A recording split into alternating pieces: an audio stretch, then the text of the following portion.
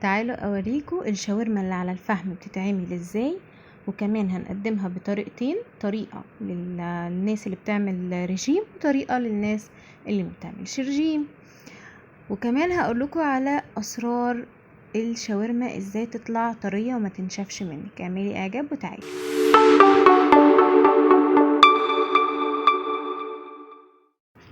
ورقة وقلم بقى واكتبي معايا: معلقة زبادي، معلقة ونص من صلصة الطماطم، صويا صوص، خل، رشة ليمون.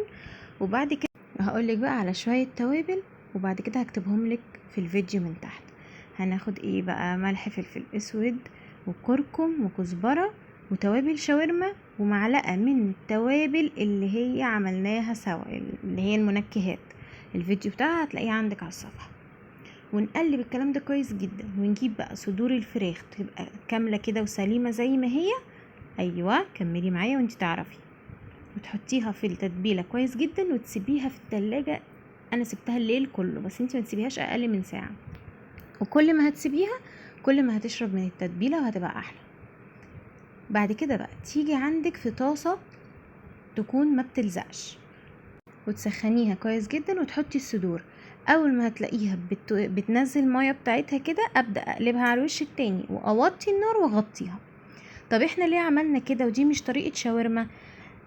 احنا هنا بنحافظ على السوائل اللي في صدر الفراخ.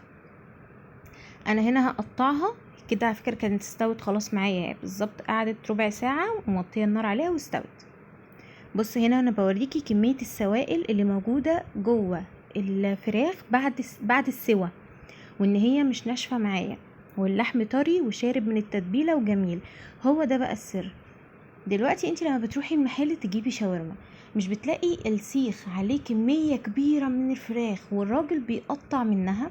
ده معناه انها بتستوي قبل ما تتقطع. احنا عملنا كده، سوينا الفراخ الاول بالتتبيله بتاعتها، وبعدين هنقطعها ونرجعها تاني في الطاسه تشرب بقى ايه من التوابل بتاعتها. وهنعمل حركة جميلة جدا هتغير طعم الشاورما خالص. لو انت حابة بقى تضيفي اي نوع خضار براحتك، تقدري تحطيه في الخطوة دي. النور قطع وانا بصور لكم، معلش بقى تخفيف احمال. استنيت النور جه وبدأت ارجع اصور تاني، وكنت بقى ايه ولعت فحماية وهطشها بقى بايه، معلقة زيت. واول ما هتطش بالزيت على طول هوبا اغطي واسيب بقى الفراخ تشوف بقى مصيرها ايه مع الفحم. هتدوقي طعم رهيب. انا هنا كنت بحضر اعمل سندوتشات سوري لبنتي وجوزي، فحطيت بقى جبنه موتزاريلا. والعيش السوري ده على فكره بالمناسبه انا مو بجيب منه كيلو او 2 كيلو، واقسمهم عدد معين واشيلهم في الفريزر. تمام. هنا بقى حطيت الجبنه الموتزاريلا، حطيت الشاورما، وحطيت عليها مستردة ومايونيز، وطبعا انت بقى براحتك كاتشب بقى وباربيكيو اللي انت عايزاه.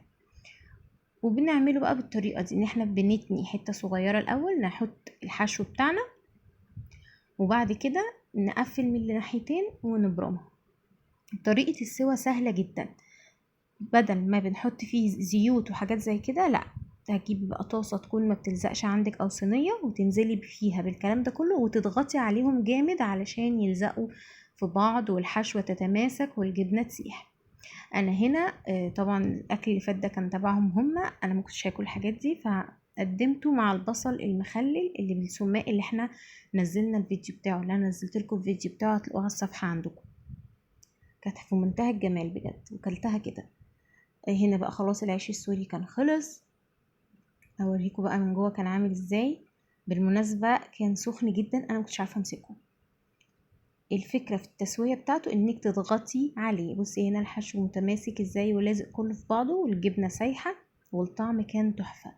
نسيت اقولك ان انا في الحشوه بتاعه العيش السوري كنت مزوده فلفل حامي. ممكن انتي تحطي شطه براحتك، حابه تحطي بقى خيار مخلل، ظبطي الدنيا اللي انتي عايزاه تعمليه. وكمان تقدمتها مع عيش كايزر، تقدري تقدميها في الفينو لو انتي حابه، اللي انتي عايزاه اعمليه. جربي بس الوصفه وقولي لي رايك، حقيقي هتنبهري وهتدعيلي والله. انا كده الفيديو بتاعي يكون خلص. عجبك هتروحي تعملي اعجاب، وهتعملي كومنت لوحدك، وهتعملي شير كمان. ولو انت على اليوتيوب ما تنسيش تفعلي علشان تشوفي كل فيديوهاتي.